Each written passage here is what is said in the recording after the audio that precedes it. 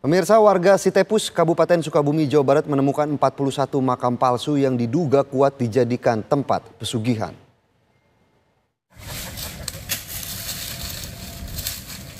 Warga di kawasan Citepus, Pelabuhan Ratu, Kabupaten Sukabumi, Jawa Barat menemukan 41 makam keramat palsu yang diduga sengaja dibangun untuk mencari keuntungan sendiri.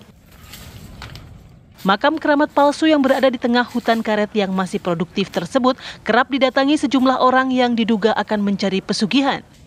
Ya, memang makam keruhun. Resah dengan keberadaan makam keramat palsu tersebut, warga bersama ulama dan budayawan membongkar makam palsu tersebut. Selain itu, warga juga membongkar dan membakar sejumlah bangunan yang dijadikan padepokan.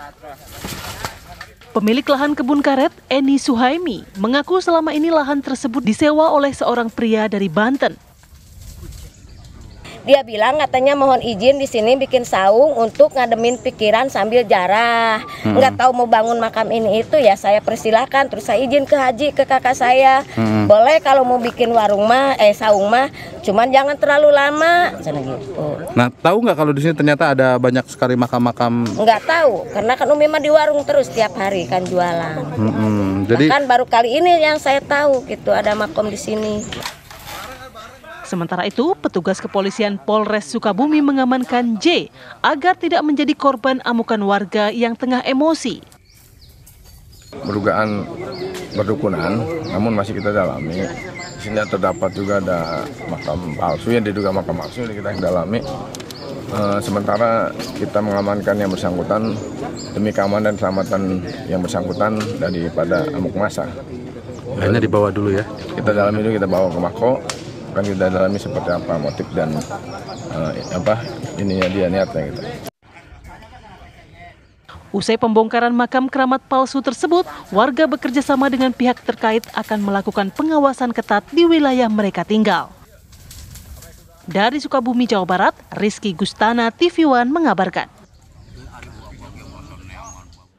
Dan pemirsa, untuk menggali lebih dalam keberadaan 41 makam keramat palsu yang dibangun di Sitepus, Sukabumi, Jawa Barat, kami sudah bersama Firman Asep selaku tokoh sekaligus budayawan setempat. Selamat pagi, Kang Firman. Selamat pagi, Mas. Kang Firman, sudah berapa lama sebenarnya makam palsu tersebut dibuat di sana dan bagaimana awal kronologis penemuan makam itu, Kang? Ya, itu makam itu sebetulnya sudah ada sekitar 6 bulanan ya, Mas. 6 bulan lebih gitu makam itu. 6 bulan lebih, terus hari Kamis kita ada laporan dari warga karena warga itu tidak berani menelepon sebagai paguyuban kan gitu. Kita datang hari Kamisnya itu juga langsung ke lokasi dan memberitahukan kepada pihak kepala desa dan pihak berwajib lah supaya itu ditindak gitu. Berarti selama ini apakah makam itu benar adanya atau memang sengaja dibuat untuk dilakukan pesugihan, Kang? Nah, itu sebetulnya makam palsu ya yang dibuat itu, makam palsu itu. Karena di situ tidak ada makam ataupun makam keramat, itu tidak ada. Lalu kenapa baru sekarang, Kang, akhirnya ditemukan kejadian makam palsu ini? Apakah memang selama ini warga tidak terlalu curiga dengan kedatangan beberapa orang asing yang untuk melakukan pesugihan di sana, Kang? Ya, itu sebetulnya kecolongan ya. Kalau bicara itu kecolongan ya, pihak desa dan pihak setempat itu kecolongan ketika izinnya tadinya membuat saung-saung kan sudah lama itu, terus terjadinya lah pembentukan makam-makam yang ditakutkan karena sekarang banyak jaringan yang itu ke harta karun, ke UB, itu yang jadi masalah, Mas.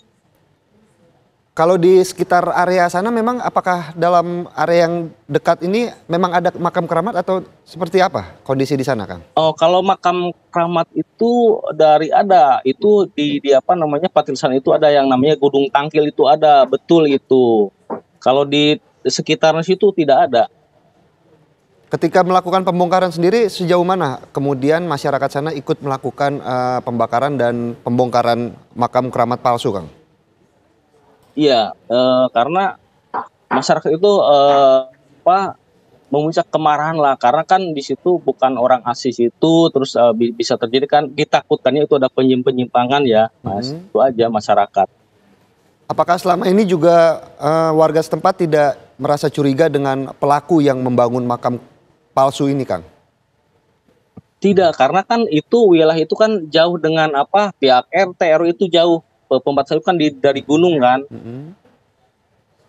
jauh dengan warga lah sebetulnya itu lumayan. Apakah ini baru pertama kali, Kang, terjadinya kasus makam keramat palsu di sana? Atau sebelumnya sudah ada kasus-kasus yang serupa? Iya, itu tahun 2010 kalau nggak salah pernah terjadi itu. Makam-makam palsu yang dibuat, patilasan yang dibuat makam. Karena hari ini kita koordinasi dengan pihak MUI dan lain-lain supaya wilayah Pelabuhan Ratu ini jangan sampai terjadi lagi kan gitu. Pembuatan makam-makam palsu itu sekarang banyak, bukan hanya di situ saja, banyak daerah Karanghau itu banyak sebetulnya. Banyak, masih ada lah. Lalu bagaimana, Kang, untuk upaya dari warga setempat agar kasus serupa tidak terjadi lagi nih, Kang? Berupaya intinya kita meminta ke pihak pemerintahan atau pemberwajib supaya ada penyusuran lah gitu kan ke tempat patilasan, terus tempat wilayah Pelabuhan Ratu lah supaya itu bertindak gitu kan, atau dinas di Budpora kan gitu. Itu harus segera ditindak ketika ada pendatang yang terjadi seperti itu kan, kita tidak ingin lah gitu, Mas.